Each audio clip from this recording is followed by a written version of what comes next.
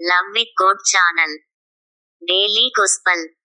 லூக்கா நற்செய்தியிலிருந்து வாசகம். அதிகாரம் 10, இறைவார்த்தைகள் 1 முதல் 9 வரை.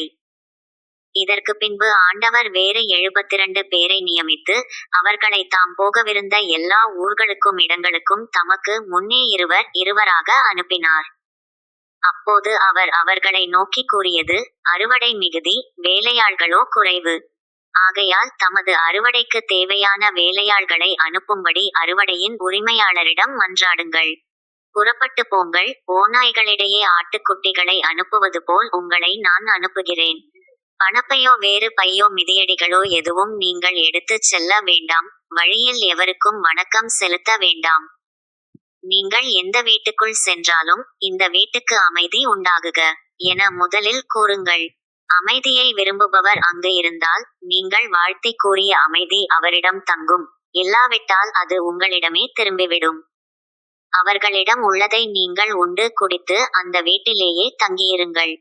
ஏனெனில் வேலையாளர் தம் கூலிக்கு உரிமை உடையவரே, வீடு வீடாய் செல்ல வேண்டாம்.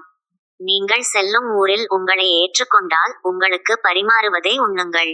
அங்கு உடல் நலம் குன்றியோரை குணமாக்கி, இறையாட்சி அவர்களை நெருங்கி வந்துவிட்டது எனச் சொல்லுங்கள்.